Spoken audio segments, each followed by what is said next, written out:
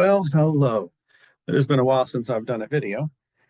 I've actually been dragging my feet a little bit. There's been so much going on the last couple of years and so much happening in the world. My message that I used to share about the body connection consciousness, that is out in the world more and more on Instagram and everywhere else. And the new message that was coming to me, I was reserved a little bit just because it's pushing me past my comfort zone. And what that entails is like sharing some things that can be questionable to other people. And I'm afraid some of that fear can prevent people from like listening to like a possible truth. But anyway, my spirit is pushing me more and more. So here we go. We're going to start a series of videos. This is the first one. This is called Christ Within. And what we're going to be addressing is the shift from the Pisces bondage to Aquarian sovereignty. So for millennia, humanity has been shaped by the Piscean Age, a cycle of external authority, hierarchical spirituality, and separation consciousness. And that has been the core of the religions, other people outside of us, gurus, certain institutions. It goes beyond religion. It's in practically every way. We're moving out of that age, Piscean Age, started in 2012 is when Aquarian Age started. So now we stand at the threshold of the Aquarian Age where the veil lifts and divine sovereignty is restored to each soul. It's not like an automatic shift because ultimately, I'm going to share a little bit about this in this video, is that we are in a school. We are in a nursery, the Garden of Eden. Garden of Eden is the entire planet. We've never left. It's our perception that interfered with that. But that was all part of what it was needed to a certain point because where we are right now is developing our consciousness. So we had to go into reality and experience that sense of being disconnected. And then coming back, if you will, in an expanded way. And to me, that's what I believe a lot of the journey is about. It's going out and then coming back in. So no longer are we going to seek salvation outside of ourselves. And this is the part that can be a little tricky that I've been apprehensive about because I'm going to be talking all about Christ within. Now, not Christ as a being, but Christ as, look at it in a way like a light coming from like the original sun, aka God, the creator. That ray of light, that creativity that is life-giving and life-sustaining. That's to me the definition of God, life-giving and life-sustaining. And we've been all in all of these different experiences, lifetimes of experiences to work out a balanced way of creating that is all about sustaining and not just creating. So we're learning how to do that. So no longer shall we bow to illusions of separation. The time has come to reclaim our divine inheritance and embody the full radiance of Christed or christened consciousness. Think about Christ being christened. It's a light that we can all radiate, but we're here in this life to expand our ability to hold that light. All of us have that light to a certain degree, but the more experiences we have and the contrast in the world, the pain and the suffering, its purpose is to expand us, to open us up. And there is a glyph in astrology, which is volcano. Vulcanus. It's been called a couple different things. And that represents the blacksmith. It's a mythology blacksmith. And that is the experience of hammering us out, creating more and more space for us to channel this Christian energy through us, blending and marrying our personality with that. So the great shift that we're in right now, this Aquarian Age, is all about airwaves, broadcasting. And we are in the age of information overload, or information overlords, actually. It's like you go anywhere and there's tons and tons of information. The danger in getting information before one has evolved, though, before they've evolved emotionally and mentally, is that the knowledge will be interpreted at the level of one's perceptual evolution. And I'm going to go into that in just a second. Depending on where somebody views the world, if you give them information, they're just going to interpret it through the glasses that they're wearing. So the interpretation of the individual and their broadcast not just the broadcast like maybe on Instagram or Facebook, but basically the energy that broadcasts from their being, okay, is dependent upon their interpretation, where they are in their consciousness. And it'll either bring about more light illumination or it can actually cloud the truth. But all of it, to me, a perspective is that it all works for a higher purpose. So if everyone is a bandwidth, each of us is a broadcast, you can say that we're each an instrument, okay, in the orchestra, which is the universe, one verse, the one song. Each of us is an instrument. I personally say that we all have a love note that we're bringing to this planet, to the universe. And so technology is an Aquarian thing, like Chat GPT. That's huge right now. And technology is helping us expand our awareness and being able to see things. For example, we are moving into spiritual sovereignty and divinity. This is truth. This will be then interpreted by individuals and sent out in their broadcast. One might say Jesus is coming. Another might say aliens are coming. Yet another, we are breaking out of a trap, aka the government or alien control, the simulation, matrix, et cetera, et cetera. However, all these people are speaking the same language in their own perception. They're talking about breaking out of a limited perception, which is exactly what the Aquarian Age is about. So even though some people are talking like we're breaking out of the system, they're talking the language of this nexus that we're in. And I want you to start trying to think about the matrix as a nexus. It's a nexus means a connection, and it's a heart connection. And we aren't trapped in this matrix. Each of us has a vote. Each day we vote in multiple different ways on what we click on, what we spend our money on, where we put our consciousness and our energy. We are collectively steering what we experience as a whole. So the broadcast part I want to bring in here. There's three aspects of the brain. It's called the triune brain. There's lots of ways of looking at the brain, but I like the triune because it breaks it down. We have the reptilian, which is at the lower part of the brain. It has to do with survival patterns.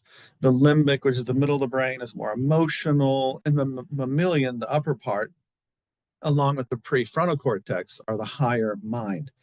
And depending on where an individual resides, mostly in their thoughts and consciousness, dictates how they will perceive any given thing, any given truth. People are going to perceive it their own way.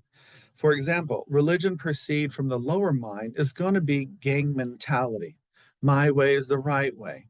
You know, all the like quote unquote world religions, they have symbols, they have signs that identify them just like gangs do, like, you know, street signs. And their way is the only way to God. I mean, like only that group.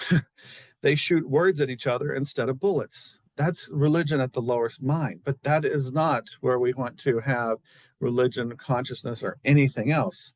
It's when we want it from the higher mind. So if somebody's in their lower mind and haven't developed into their higher emotional or their higher cognitive function, being able to make a single thought on their own, for example, then they're going to interpret this information that comes in. Even it could be so life illuminating and freeing, but they're going to put a twist on it that turns into something bizarro, you know, like aliens and the reptilian. They're going to, so an interesting thing. Reptilian aliens, the draconians that people talk about, that we've been supposedly enslaved by, that is just an external reflective of something that we really need to be cautious of, which is our own internal reptilian brain nature. It's the one that tries to control things. It's the gang mentality. It's a consciousness of separation and survival. So the outside aspect of being afraid of aliens out there controlling us is not what you really need to be focused on and worried about. It's about tuning into your own reptilian mind and rising above it, getting past that. And when it comes to emotions, I mean, religion on the emotional level, that is even much more messy. That's why they say don't discuss religion or politics, because if someone's religion is emotionally ruled, it narrows their view and ability to see anything outside their own limiting perception. It's like you try to say something different. They don't just feel like their religion is being attacked, they feel like their life, their existence is being attacked. Religion from the higher mind is an expansion. It's all inclusive.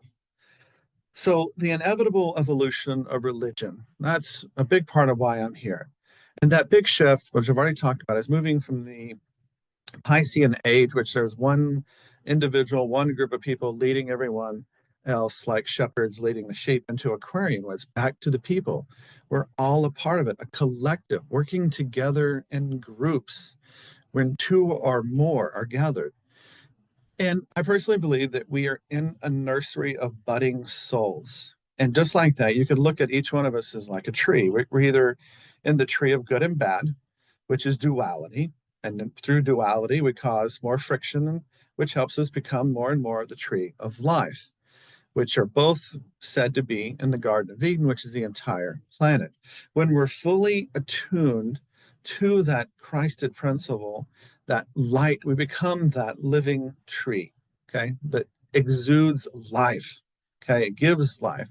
Where the tree of duality is going to suppress or take life, or versus the tree of life, which is going to sustain, give life, and sustain life. And start looking at the reality as a nexus, a consciousness mirror, a connection. We are not trapped in a matrix. We are navigating a nexus, a fluid reality shaped by mass consciousness. You could call that a sim, but it is so much more complex, and we're not trapped in it. We're in it for our growth. There's a curriculum that we're in, just like the 12 grades that we go through in school.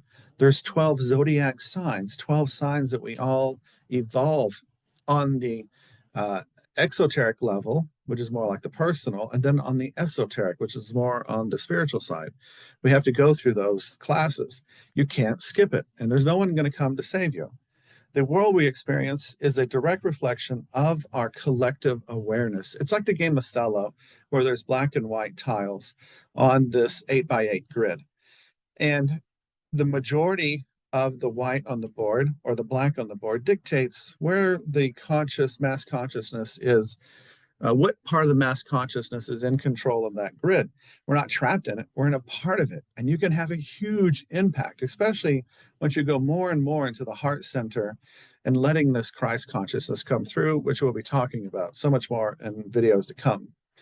Symbolism, the language of the divine, everything around us is coded messages, signs, synchronicities, archetypes, and patterns embedded in reality itself. Symbolism is the language of God. A symbol isn't necessarily holding, like giving you all the truth. If you get focused on the symbol, you miss the higher truth. It's pointing to something more, like that Zen cone. Don't mistake the finger pointing at the moon for the moon.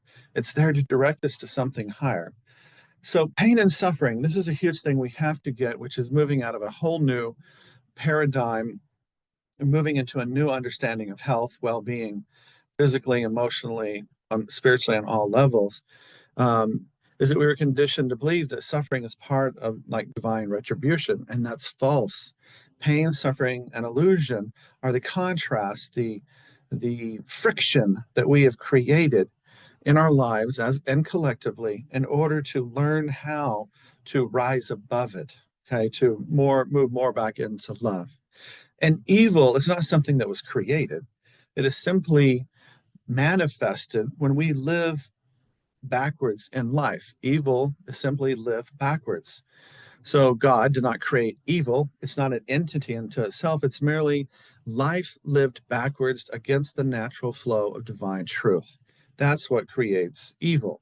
And we all have that potentially within ourselves from our false perceptions, that the friction of the world helps clear, and then we get to expand that Vulcan energy, that the spiritual blacksmith is opening us up more and more and more, hammering us more and more and more, so that our vessel is so wide and open that our love is expansive. The inside of us is much more vast than it appears to be on the surface. And then we have the 12 disciplines, which are the 12 disciples and the seven seals. This is this speaking to the class part of us being here and the curriculum of what we have to go through. Just because you know something doesn't mean you get to then skip class. We're still here learning different things. Your daily life is putting things in front of you to move beyond, to expand, to come back to the heart space, to open yourself more and more. No one is going to come to save you. Well, I was raised Baptist, so the more and more that I realized this, there was a little bit of a grieving process, I guess you could say. Um, just the concept like no one was out there to necessarily come save you. That doesn't mean that there's not entities and beings out there that are there to help you, but you still have to do the work. Like me recently, I've been working through some things. No one can come in and do that for me. I have to do it. I can get pointers. I can get help from different people, from therapists, from guides, from coaches, but ultimately I have to do the work. And that's just part of the self mastery. And we're moving more and more into that, taking back the responsibility, not going to someone and giving it to them, but us taking it back and us rescuing us, coming back to ourselves, all about spiritual responsibility. And then the great embodiment, in my perception, goes back to, biblical reference of the toRAh, which is this energy down the center of the body, and the seven seals, which goes back to the chakra system. When we're really cleared and really aligned with that Christ consciousness and expanded and opened up, then love is in every thought, everything that we visualize, everything that we say, everything that we intend, everything that we create, and every action. That's ultimately the level of the being that we are becoming, letting that Christ consciousness come through us individually.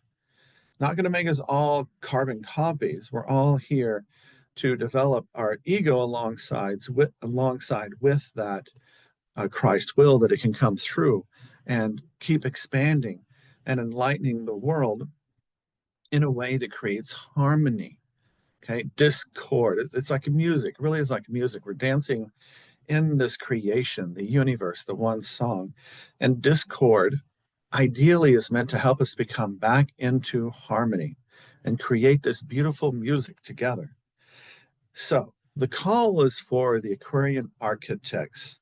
This is like the people out there that are here to build the spiritual foundation of the next era.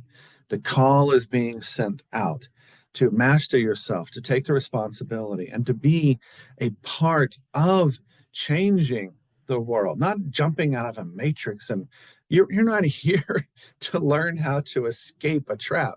That doesn't make any sense. You're here to develop yourself and become what you were meant to be, which is so much more than we've been playing and acting in and pretending in. But it is a journey, and you do have to do your part. So we're going to be talking about this more and more. Thank you all very much for tuning in, and namaste. Peace to you.